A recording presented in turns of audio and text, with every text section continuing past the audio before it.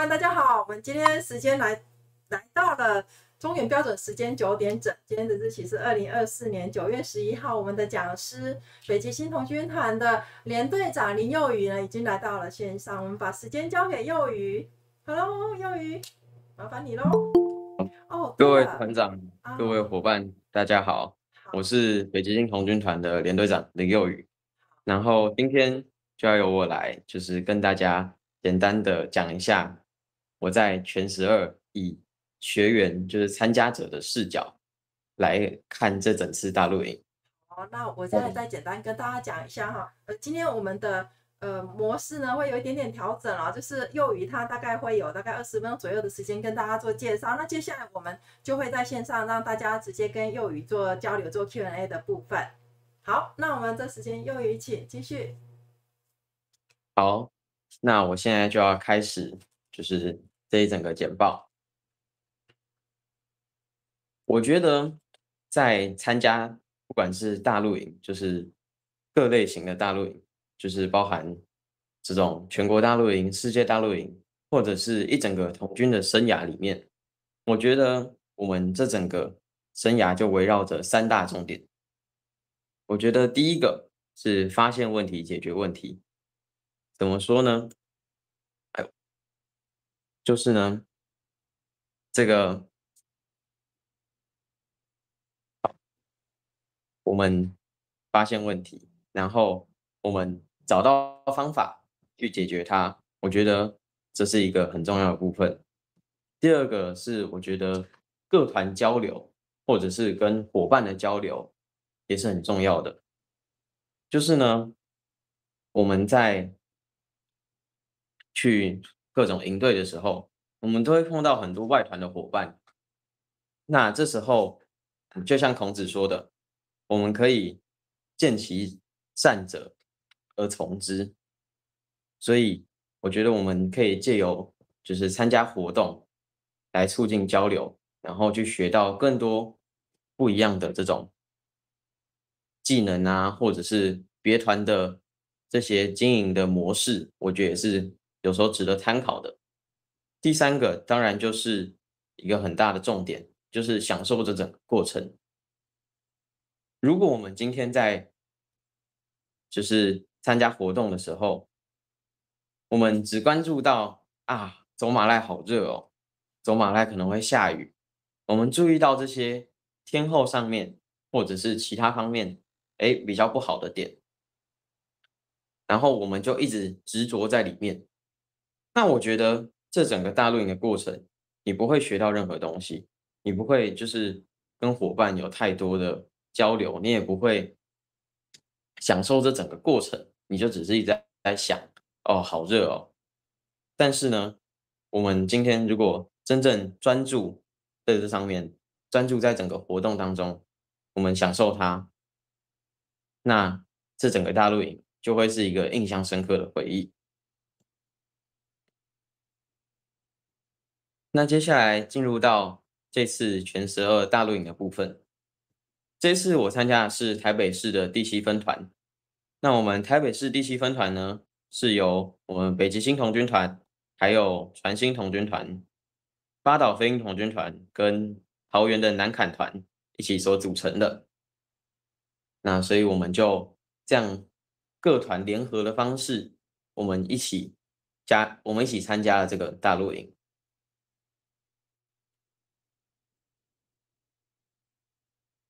在这次大露营之前呢，我们因为各团彼此都不认识、不熟悉，所以我们在行前的时候，我们办了一场行前训练。这是一个2天1夜的露营，这虽然说是一个非常短的时间，但我觉得某种程度上，它也帮助了我们，就是可以很认识我们的伙伴，然后像我前面讲的，发现问题、解决问题。好，接下来大家看到了这张图片，是我们在进行基本的训练。为什么要进行这个基本的训练呢？为什么？因为我们在做某些动作的时候，可能有些伙伴没有学过要怎么做这些动作，或者是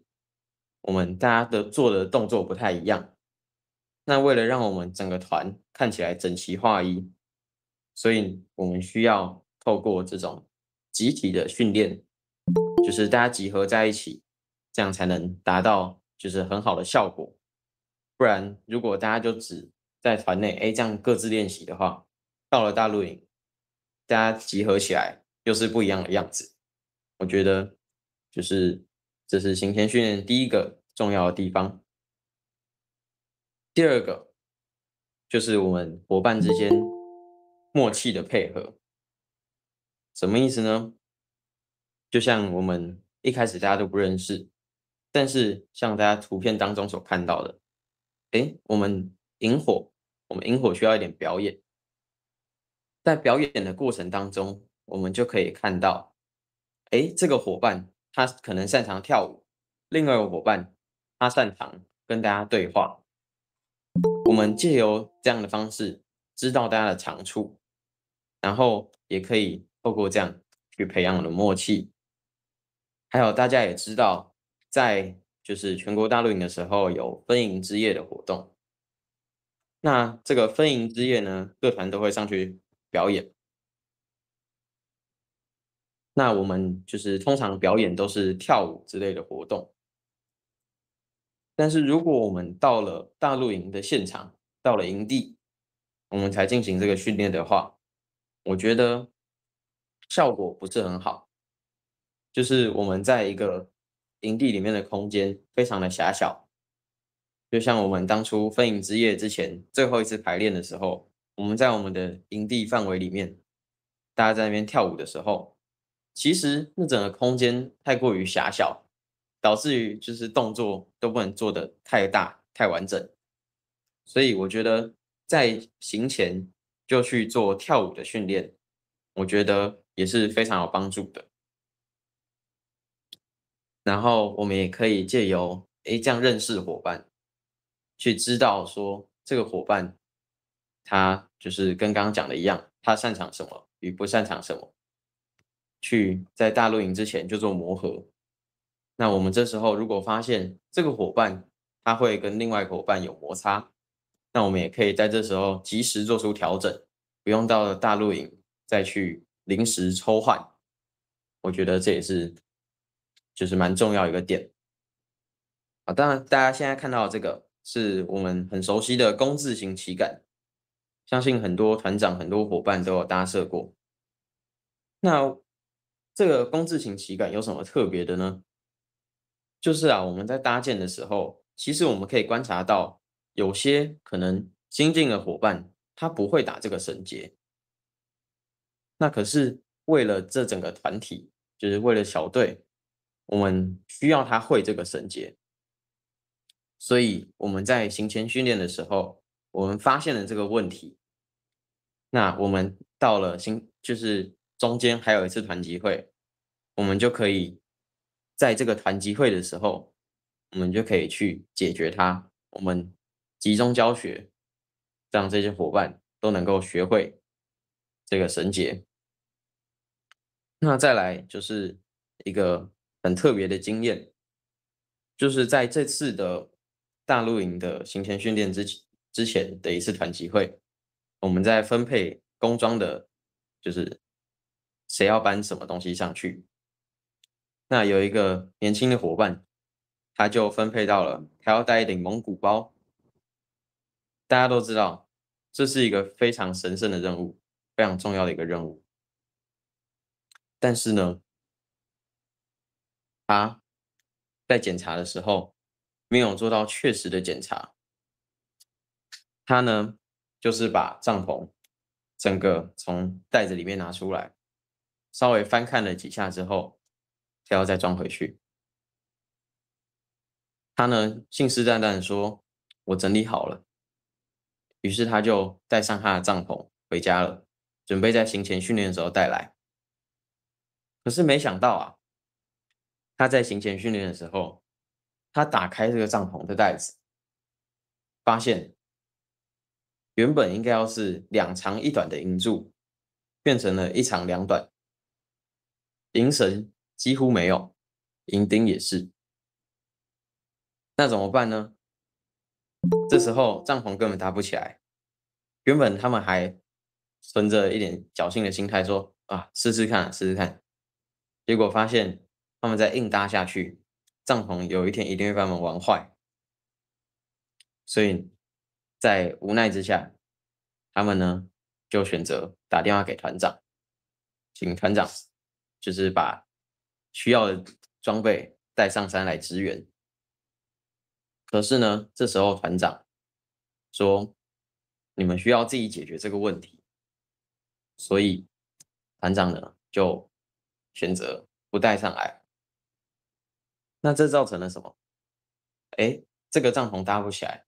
那原本应该要睡在这帐篷里面的4个伙伴该怎么办？所以他们就在苗圃营地找寻方法。后来呢，他们就看到了营地旁边好像有个钢棚，这个钢棚呢很适合他们去搭建这个帐篷。于是十分幸运的，他们就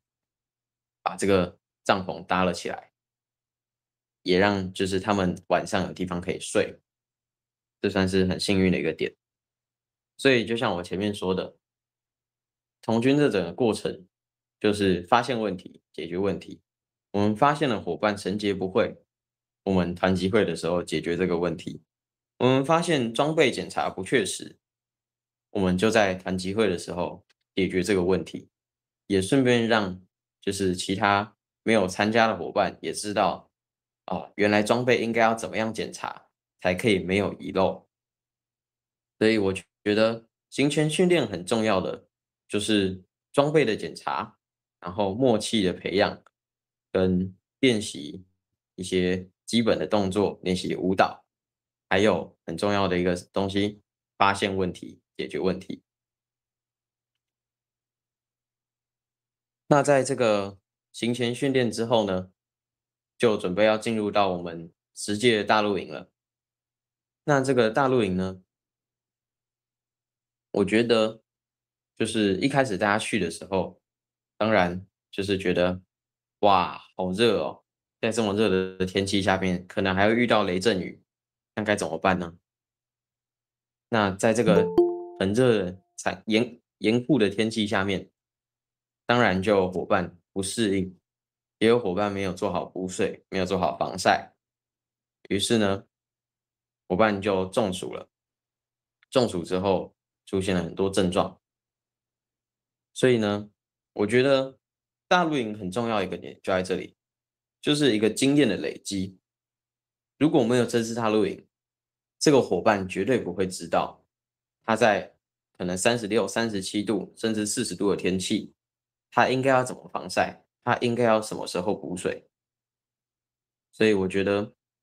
这是第一个点，经验的累积。第二个，我觉得是跟各团各伙伴，就是跟伙伴们的交流。在大露营的过程中，你只要走出营地，你就会遇到来自各团的伙伴，甚至来自各国的伙伴。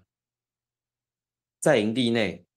可能你也会有跟别的团的伙伴共事。那这时候就像前面讲的，我们要就是学习别团好的地方，我们去做学习。那不好的地方，我们就知道这里不好，我们要去改正。就是也要提醒自己，警惕，就是以后不要有这样的问题。所以我觉得，然后还有就是跟伙伴之间，像是可能在其他的活动，你还会遇到一个就是同样的伙伴。假如说你这次在大陆营跟他打了个招呼，讲了几句，交换了联络方式，或许在之后可能考验营啊之类的活动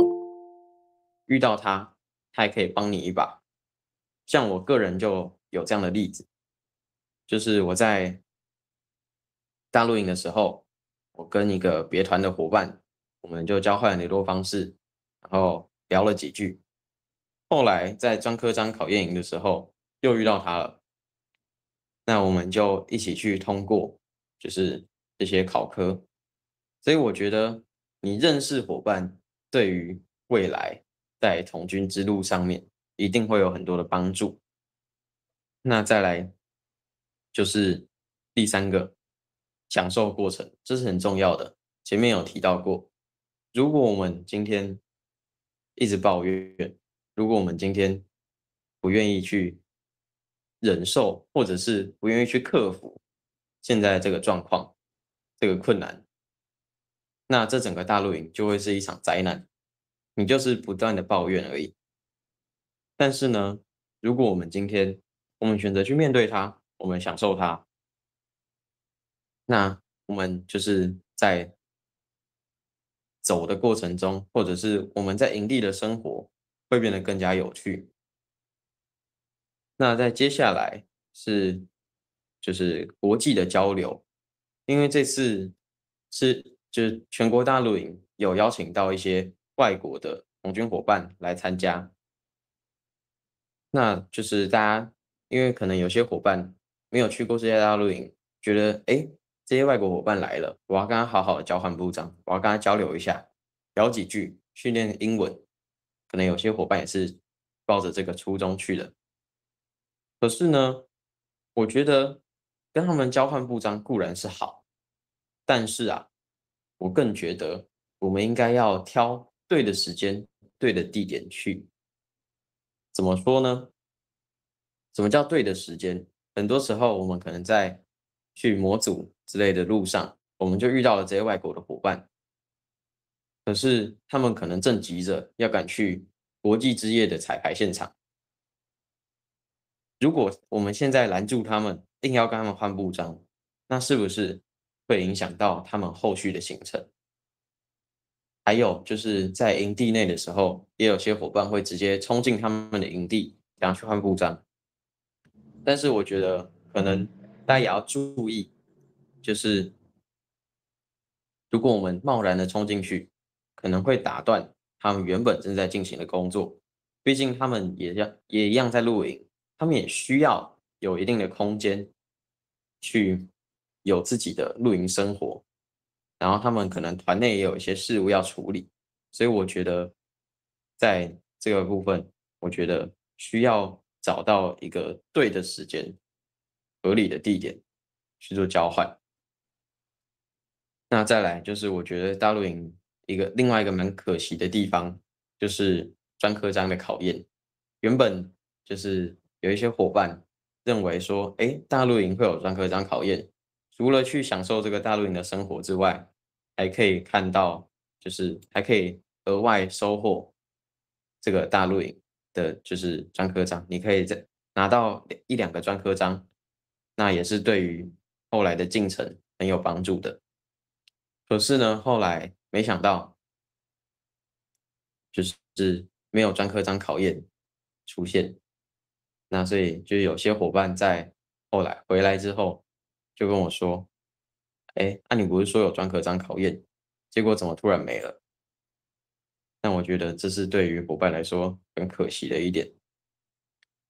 但是我觉得这整次大陆营，我个人还是就是有很深的感受。为什么呢？除了自己在就是活动中就是享受这整个过程，我觉得作为一个团的连队长，我觉得看到这些伙伴他们在大陆营之后，可能原本不会唱的歌他们会唱了，原本喊欢呼的气势不够，他们出现了气势，原本经验的不足，造成他们可能中暑啊之类的状况。他们回来之后，也就慢慢克服了这些事情。所以我觉得，在这次大露营过程当中，除了我个人的就是露营生活之外，作为一个连队长，我也非常开心能够看到他们就是有更巨大的进步。然后我相信这也是对于我们这整个团会有很正向的影响。所以我觉得这次大露营重点就是享受过程，然后就是开心的做，然后开心的玩，我觉得这就是大陆营它本身很重要的一个点。那现在进入到就是 Q&A 的时间，欢迎大家提问一些问题。今天这个时间点呢，就是我们幼宇呢，他觉得就是说Q&A 反而是会比他谈论要多来的重要，所以这时间点呢，他留比较多的时间呢，给大家可以在这时间点跟他做交流。好，那我们现在线上有没有谁想要先来做个针对刚才幼宇所谈的这个部分来做提问呢？哦，好，我们邀请雅婷。嗨，幼鱼好，有听到吗？有。好，谢谢你的分享。然后我想要问一下，就是说，因为你刚刚讲到伙伴之间，你们行前训练的时候，你有想要试着解决伙伴之间的问题。那我想要请问一下，如果你们遇到猪队友要怎么解决，或者是有人你派给他任务，然后他没有完成他的任务的时候要怎么办？那引起伙伴之间的情绪上的摩擦，那连队长要怎么解决它呢？谢谢你。好，谢谢，就是团长的提问。我觉得，如果遇到不好的队友，那应该要怎么去让他做事啊，或者是就是让他能够融入到这整个团队当中。我觉得，首先我们当然应该要做的事情，就是我们可以让他觉得这个大陆营很好玩。那具体该怎么做？可能就是多带他去认识别的伙伴啊，多让他了解，这个大陆营其实也可以很嗨。那通常就是伙伴们都会很那个，就是都会被感化之类的，就是伙伴就会突然觉得说，这个大陆营好像很好玩所以他就慢慢的融入进来的。就像我在北石大陆营的时候，那时候就遇到一个伙伴，他就一开始他每天都觉得，哦，时间过得好慢，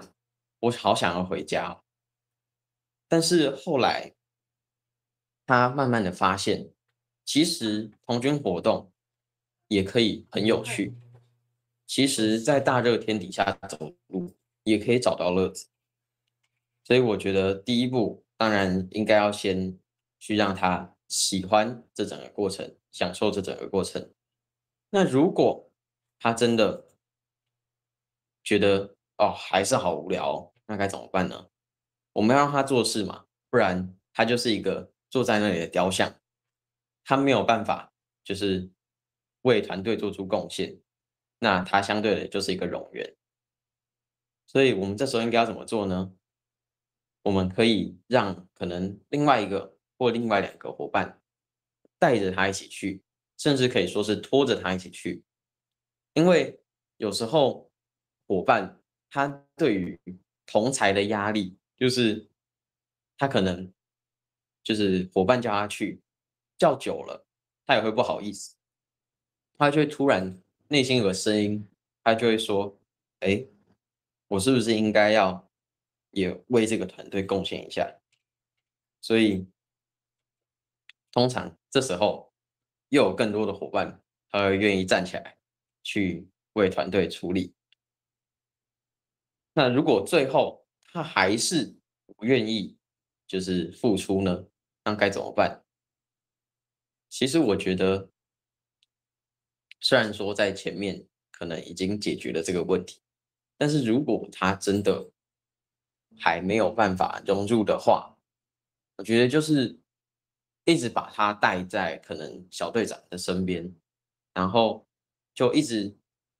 push 他去做一些活动，就可能模组啊，就让他去回答那些关主的问题，或者是去让他体验这些活动，去让他真正感受到这很有趣。那如果面对到小队伙伴之间情绪的摩擦，应该要怎么处理？我觉得没有冲突，就是这个年纪没有冲突是可以，是没有办法讲几句话解决的。就是毕竟他们还是伙伴，所以他们对于就是他们没有那么大的仇恨之类的，所以他们其实这个东西就是讲开了就讲开了。那如果没有讲开呢，该怎么办？没有讲开，我们可以就是把他们隔开远一点。就是如果他们真的对彼此有很大的芥蒂的话，那我觉得就是把他们隔开一些，或者是让他们就是可能叫他们一起去做某一件事情。那突然他们可能会觉得说，这个伙伴好像其实也不错啊，我前面到底为什么那么讨厌他？有时候会有这种声音出现，所以我觉得有2种方法可以解决，就是伙伴之间情绪的摩擦。第一个，让他们好好聊聊，就是可能连队长啊、团长在旁边看着，让他们好好聊聊，他们就是和平的解决这件事情，或者是把他们隔开，还有就是让他们一起去完成某一些任务，可以就是让他们2个发现到彼此的好，所以我个人觉得是这样子。还有伙伴需要提问吗？依照惯例呢，我们这时间点如果没有人提问在线上，我就让大家，我就用顺时钟的方向哦，就是让大家有机会可以提问，好不好？我们优先来邀请小德团长好吗 ？Hello，小德。嗨嗨，伙伴好啊。好。我本来想问，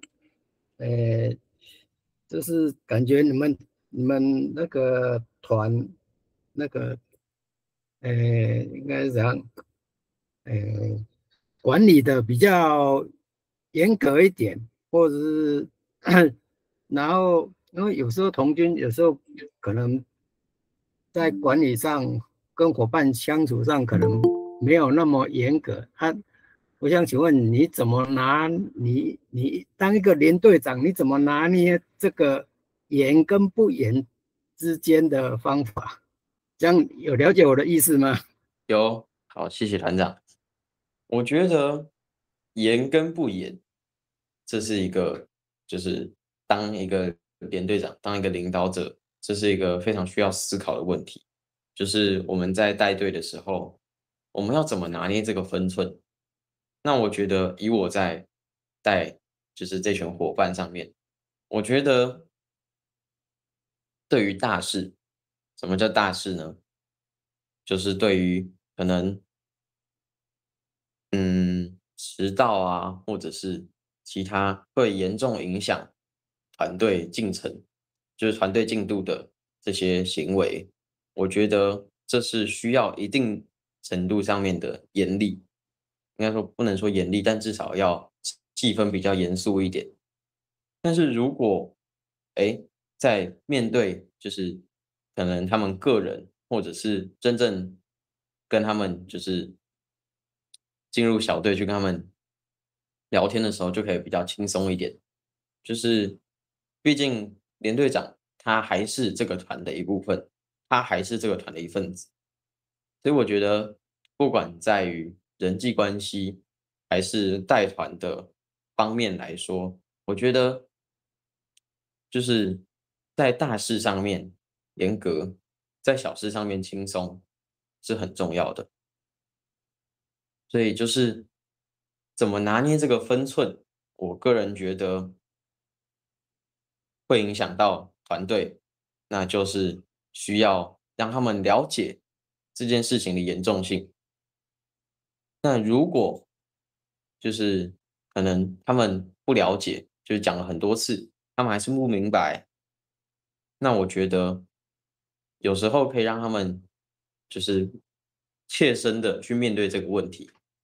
他们可能会发现，哇，我现在在这边玩，我不去搭帐篷，那晚上可能我的进度就严重落后，可能我晚上11点了，我3项工程还没有打出来。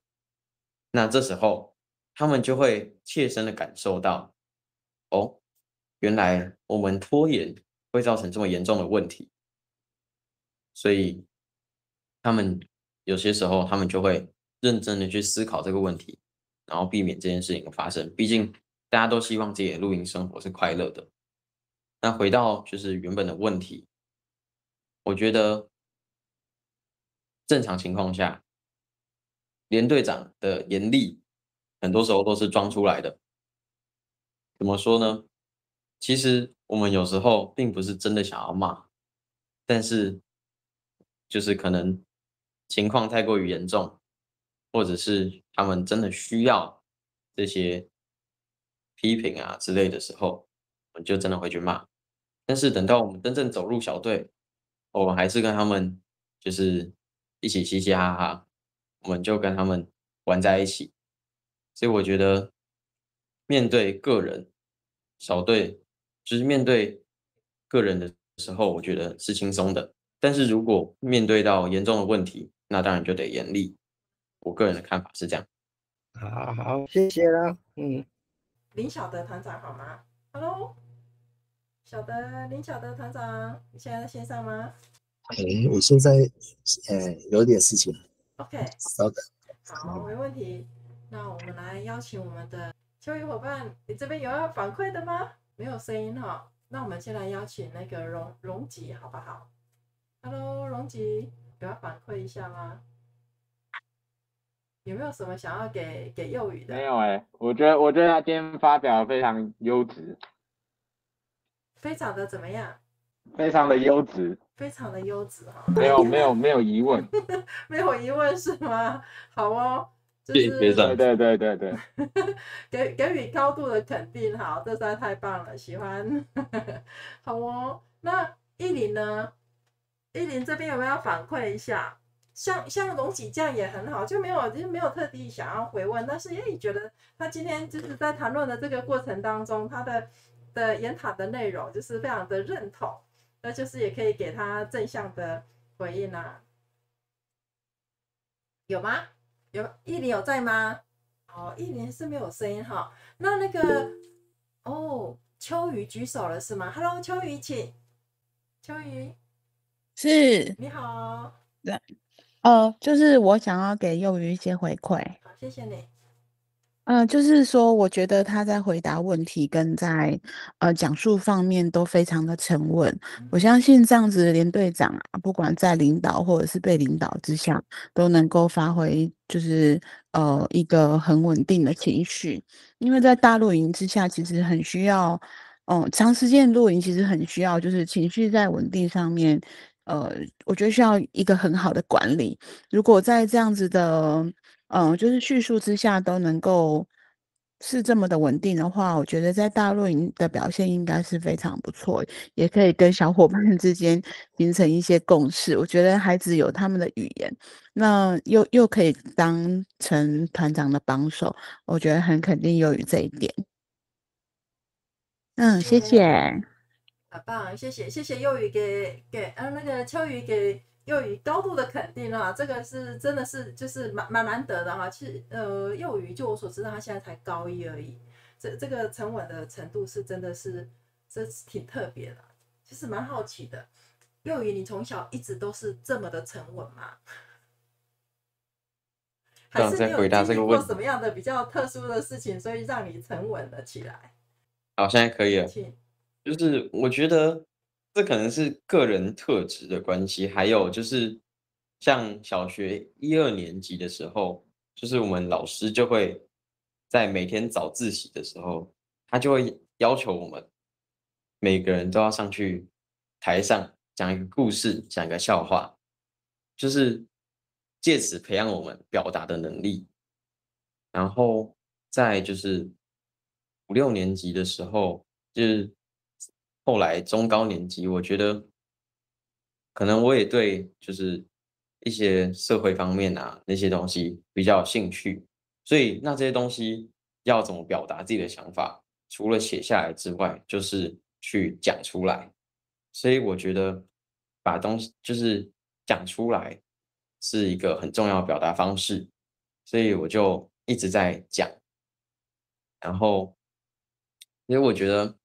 就是可能一般人觉得这个报告然后要上台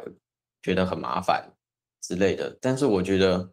上台讲话就是一个表演，就是一个阐述自己的想法的机会。所以我觉得就是这可能是我培养就是讲话比较，就是可能比较沉稳的原因。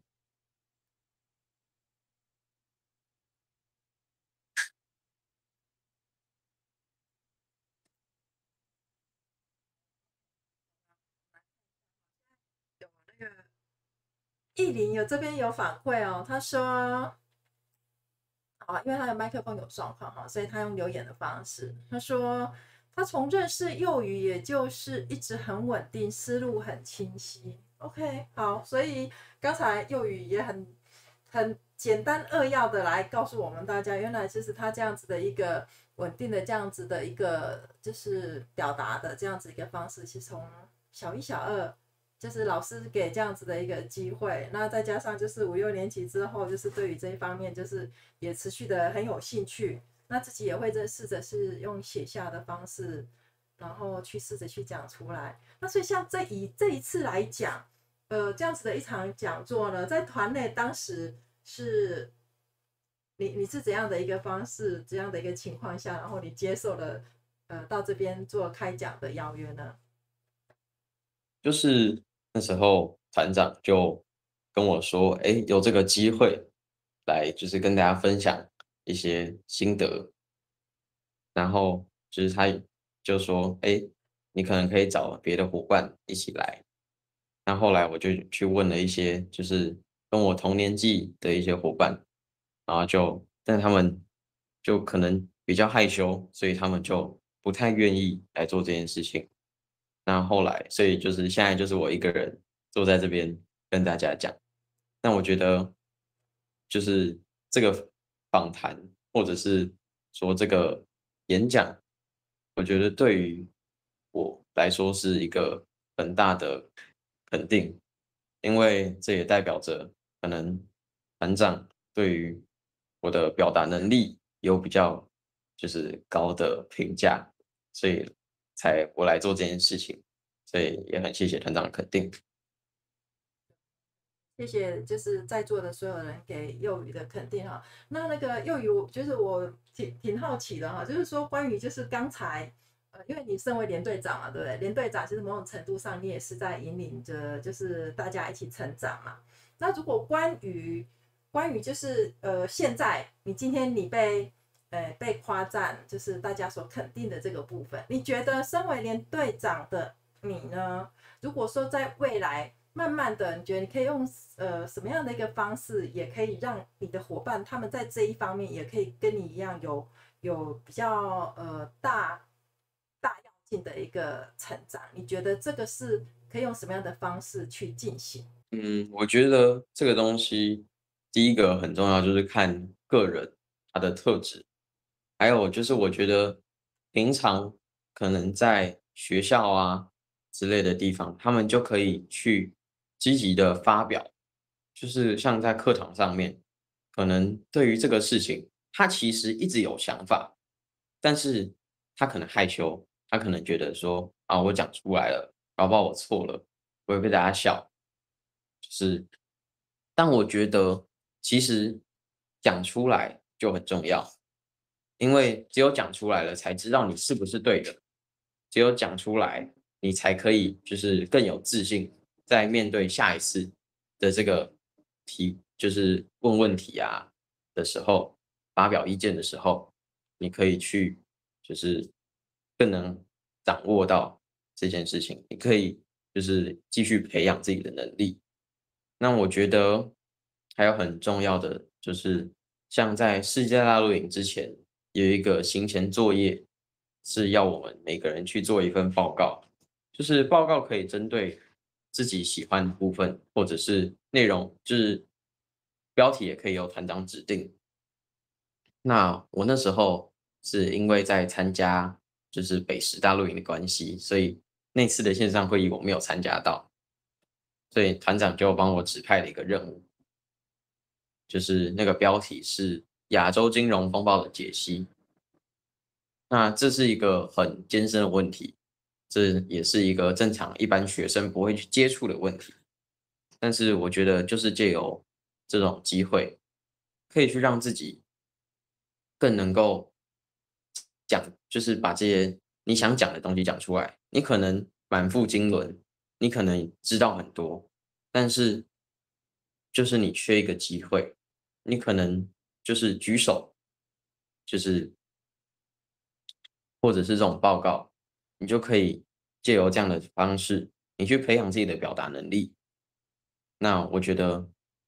这个在就是像现在这种演讲啊、访谈这样上面就会很有帮助。谢谢哦。那我想再问你一个问题哦，就是关于这一次的全国大露营，你接任了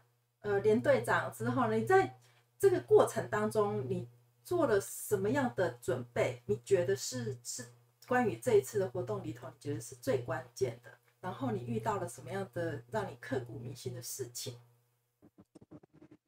在这边我要先澄清一下，就是我虽然是北极星团的连队长，但是我不是这次全12我们整个分团的连队长。在这次大露营，我是担任小队长的角色。但是我觉得平常在团内担任连队长的时候，我觉得重要的点就是你要去第一个就是最基本的就是要去整队啊，管理好他们秩序啊。除了这之外，其实你也需要去关心这个就是团员他为什么可能这次活动没有参加啊，然后你也可以去 push 他的进程。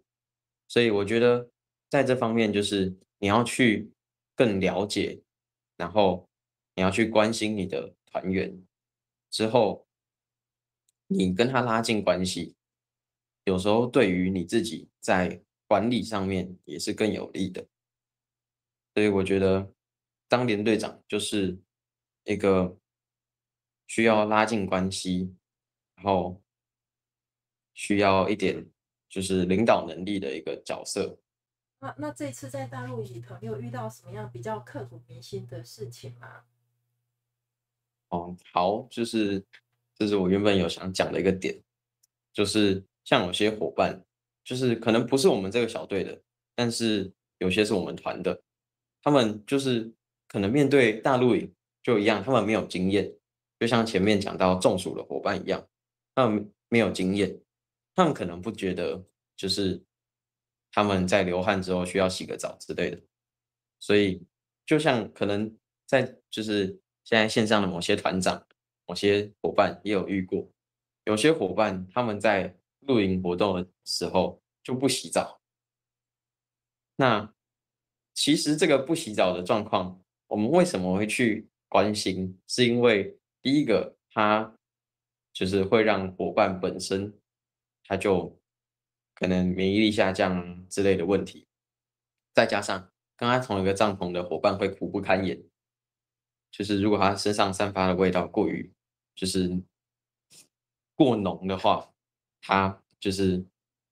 跟他住同一个帐篷的伙伴，对他们来说会是一个折磨。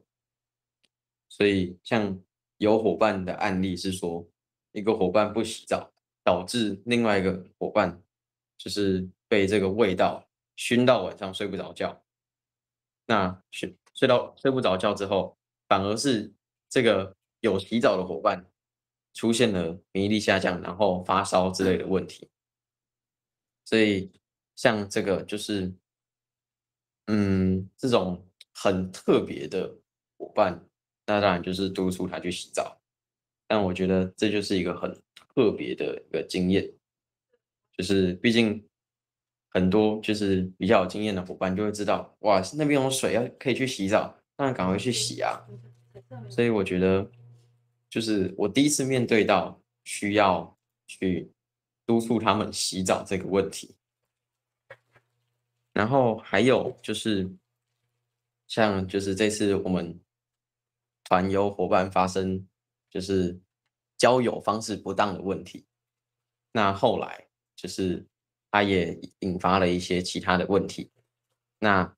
所以我们的做法是想说，让他能够待在营地，就是不要让他再出去产生问题，就是原本团长们的想法是这样，但是呢，他突然他就消失了。后来是就是我们团的伙伴看到说他在就是那个怎么说福利社嘛，贩卖部他在买东西，他在那边吃泡面，于是就把他抓回来。走到营本部前面的时候，他突然，然后就是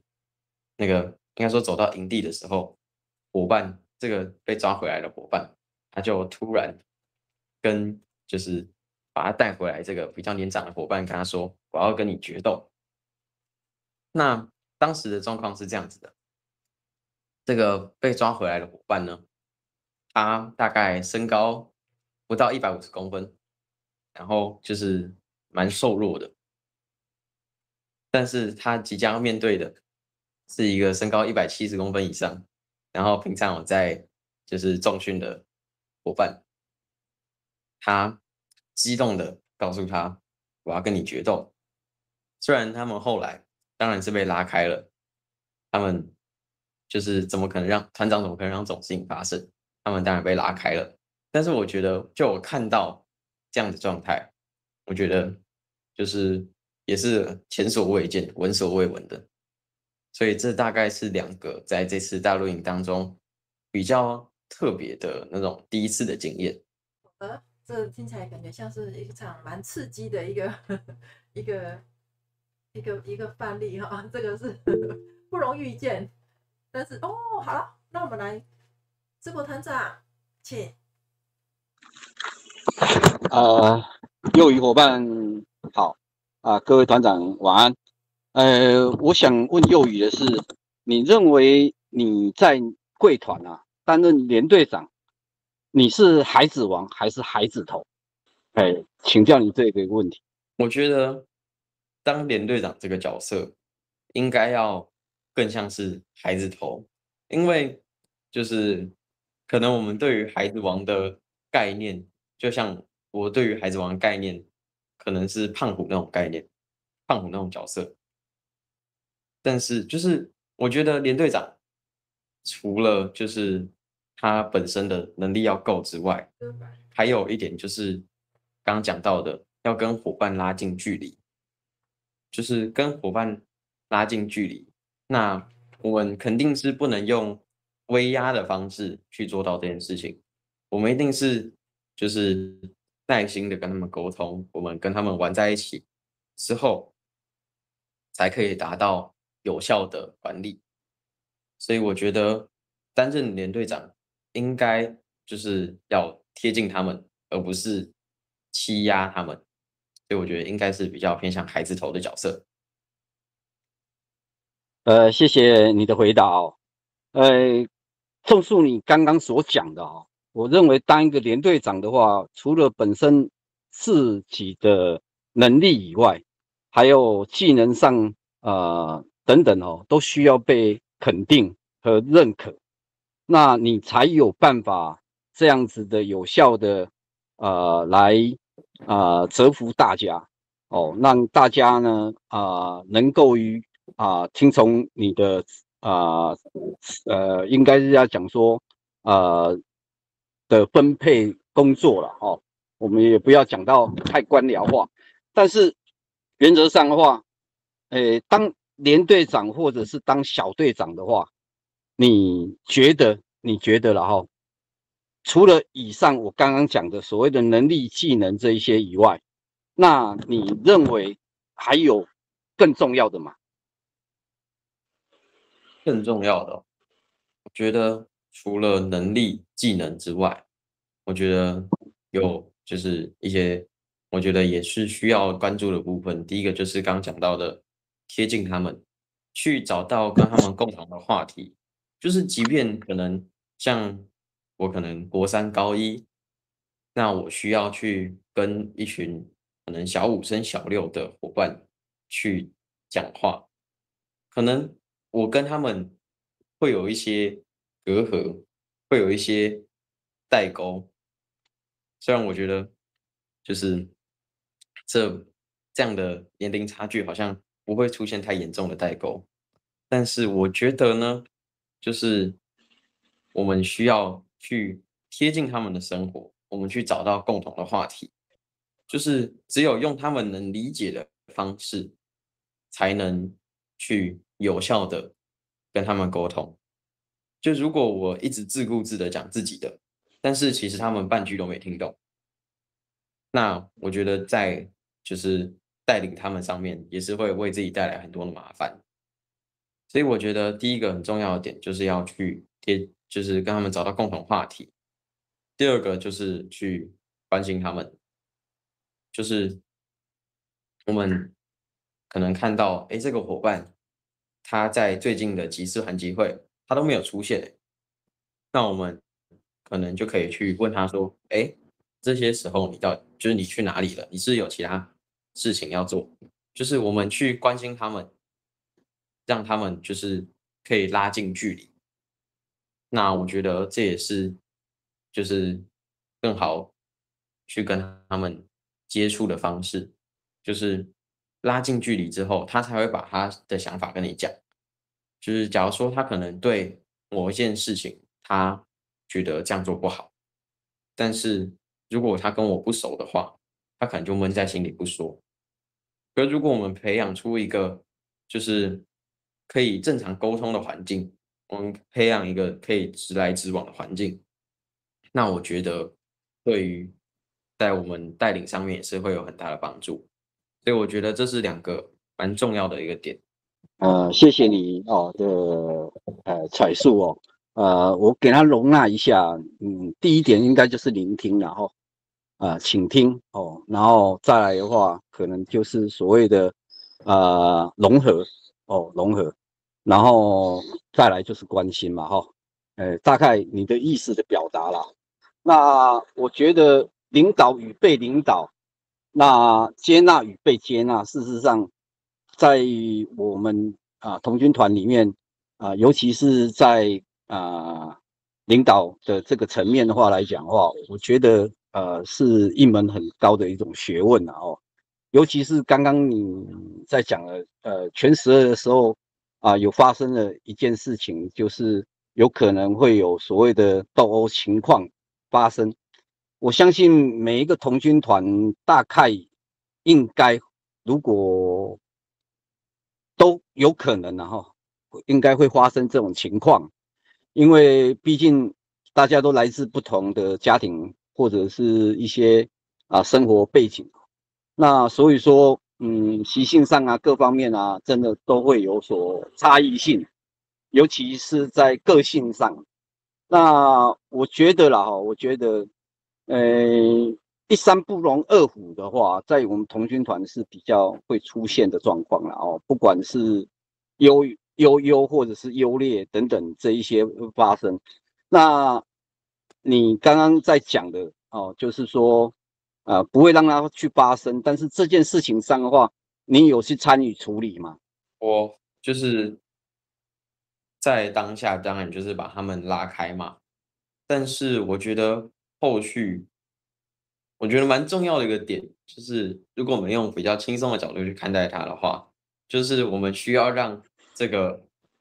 就是想要跟另外一个伙伴决斗的这个伙伴呢，我觉得应该要先让他了解他在就是跟对方决斗之后，他可能会造成什么样的后果。就是如果我们让他了解他的这个状况，第一个当然就是如果他真的冲上去跟他对打，那他应该是就是上担架，但是就是还有就是他可能会被直接送回家，这些状况发生。那所以我觉得让他了解，就是了解这件事情的严重性是蛮重要的一个部分。那我觉得第二个就是我们要厘清这件事情它发生的原因到底是什么，所以这就是可能连队长团长我们需要去处理的部分，就是我们去像团长可能就是跟就是伙伴对话，跟那个伙伴讲说，就是跟他谈谈，就是讲说为什么这件事情你怎么想的之类的。那作为连队长，可能就是去跟其他伙伴，就是探听一下这个情况到底是怎么发生的。就是毕竟我也不会就是随时都站在他们身边，就是我可能去洗澡啦，或者是之类的活动，就是可能需要去处理。所以我觉得打听状况，然后去了解这件事情发生的经过，那接下来就是处理它。那怎么处理？第一个就是可能就是刚讲的，让伙伴了解严重性，还有就是我们可能需要就是让他的家长啊，然后团内也都要知道这些事情，就他可能会有这方面的倾向，他可能会跟别人有暴力冲突的发生。那我们后续在团内活动的时候，后续他在学校的生活，这些我们也都可以密切关注。毕竟童军团它虽然是一个具有教育能力的组织，但它绝对不会是一个就是有执法权力的组织，所以我们并不能直接把这个就是这个伙伴怎么样，我们就只能就是知会他的家长啊之类的，我们去让他了解这件事情。那想必这些就是我们这样后续处理，也可以对他的未来，不管是在童军生活，还是在其他学校啊、社会方面，他都可以有更好的发展。好，谢谢啊，谢谢。谢谢智博团长的提问。那我们这时间点呢，就是今天我们的讲座就到这个地方。我们非常感谢幼瑜这边今天的分享。那因为我们要控制时间哈，刚有那个幼瑜这边就是讲座时间，那我们大家先来个合影。谢谢观赏费学院讲座。